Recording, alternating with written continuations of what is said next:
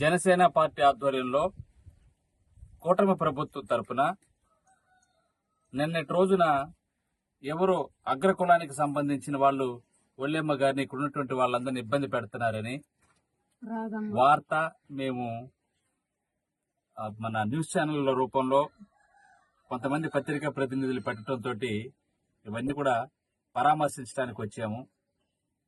ఈ సందర్భంగా ఒక ముఖ్యమైనటువంటి విషయాన్ని మీ ద్వారా ఇంతకు ముందు వచ్చి పరామర్శించినటువంటి వైసీపీ నాయకులు మాజీ ఉప ముఖ్యమంత్రి నారాయణ స్వామికే నేను సవాల్ కూడా ఇసురుతా ఉన్నాను.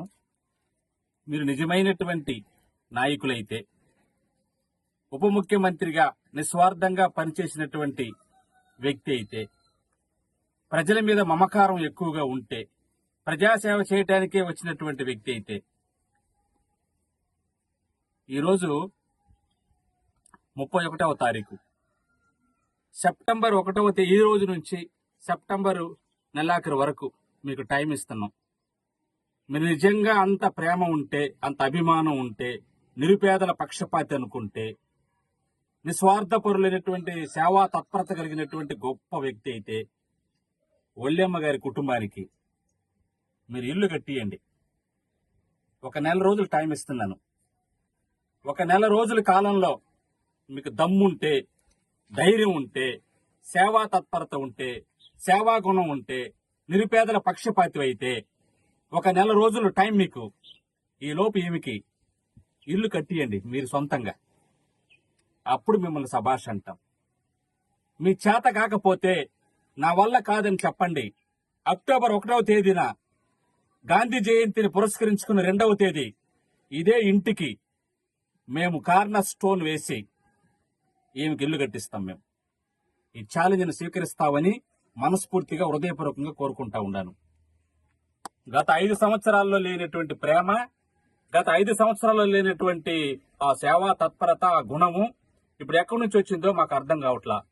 మీరు ఓడిపోయారని, ఇంకా ప్రజలు మిమ్మల్ని చేదరించుకున్నారని, ప్రజల దగ్గర మీకు చెల్లుబాటు కాదని ఎక్కడో ఒక దాన్ని ఇష్యూని బేస్ చేసుకుని వచ్చి ఇక్కడ మీరు వస్తున్నారు.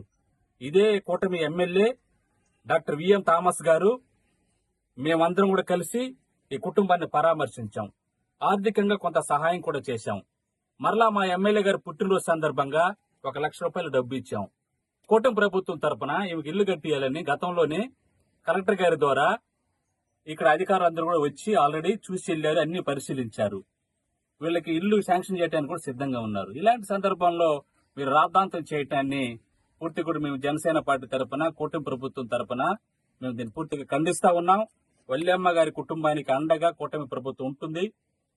మా ఎమ్మెల్యే గారు, మేము అందరము Bharatiya Janata party, Telugu Desam party, Janasena party వీళ్ళకి అండగా ఉంది.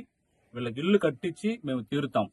అదే ఫైనల్ గా ఒకటి, ఈ సవాల్ని మీరు స్వీకరించాలని హృదయపూర్వకంగా మీకు నేను విజ్ఞప్తి చేస్తా ఉన్నాను. జై జనసేన, జై తెలుగుదేశం, జై బీజేపీ, పవన్ కళ్యాణ్ గారి నాయకత్వం, పవన్ కళ్యాణ్ గారి నాయకత్వం, చంద్రబాబు గారి నాయకత్వం, నరేంద్ర మోదీ గారి నాయకత్వం. జై జనసేన, జై తెలుగుదేశం, జై బీజేపీ.